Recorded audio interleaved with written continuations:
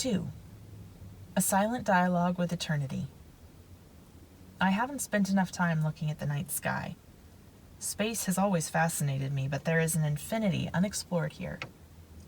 Searching for patterns in the deepest parts of the darkness, I see a satellite cross the sky.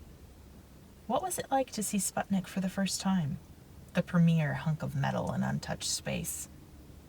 It fades, invisible to my eyes, but eternally orbiting the Earth.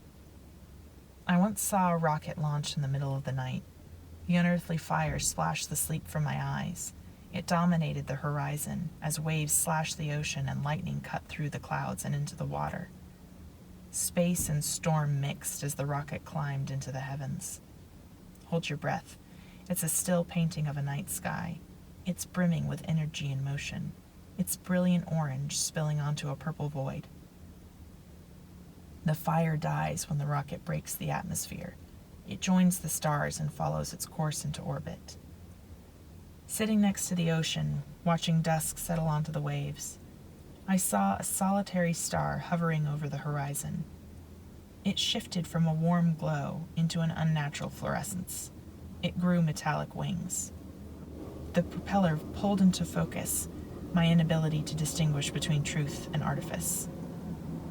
Before movies or lights were strong enough to blot out the night sky, people watched the stars and let inspiration guide them through celestial stories. I wander into ancient Athens to watch the unpolluted sky. We lay on the ground next to the Acropolis in a moment of shared imagination that makes me laugh and smile with my whole being. It's a moment uncontaminated by an industrial revelation. It dissipates. I fly solo on the waves of my own imagination. I'm connected to a million infinities through the pinholes of light that shine through the giant navy blue quilt above me. Deep calls out to deep, and I can hear the roar of every waterfall in existence. A silent dialogue with eternity. The air is punched from my lungs. The blue in my eyes spills onto my cheeks. I heard once that the Hebrew word for God, when written, was left without its necessary vowels. People used to know what to put in between the consonants, but it's now been forgotten. No one is sure how the word should be pronounced. One theory is that it is pronounced Yahweh, and that when we breathe, we are inadvertently speaking the name of God. Through the cycle of oxygen and carbon in our lungs, we constantly communicate an unknown truth about the nature of our own existence. A mystery too simple for our minds to solve between conception and cessation. What's the difference between creation and destruction?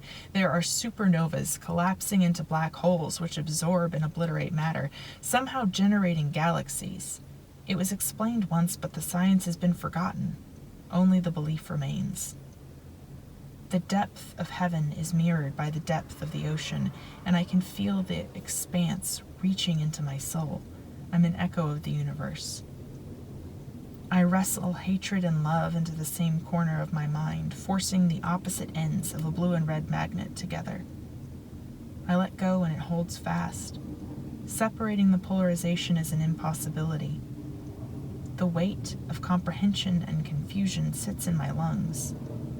A paradox is the foundation of existence. Without it, we fall apart. We are conscripted to witness the darkness in order to recognize the astronomical depth of our own capacity to love. The light pollution left me counting planes instead of stars as I lay on the tarp-covered sand of a baseball diamond. They didn't see the point of it, but the child in my head was homesick for the stars. She made do with counting planes. Time blinds us all too easily to the necessity of stars. I find pinpoint pictures in the sky and match them to the freckles on my arms and legs, a reverberation of the cosmos through my skin. A star flares up, sails across the sky, and dies out. Inhale. Close your eyes. Don't think. Make a wish. I see blue. The lake, the sky, the ocean, a wave. Petrified at peace. The heat of the sun in the frigid water, relaxed, hyper-alert, a more profound emotion than joy. It is peace despite the reality of existence. a million shades of blue. My soul flies, wordlessly lost in an instantaneous thought. You made your wish. Open your eyes. Exhale. I wipe the water from the sides of my face. I sit up, forcing my brain to stall. It shoots back to earth, shattering the walls of my mind, coming to a halt inside my skull. My soul glides down to my body, bringing with it a piece of the cosmos. It channels the celestial energy directly into my heart. I walk back into the house. My mind rests. My soul is a floating balloon connected to my wrist with an embedded IV tube.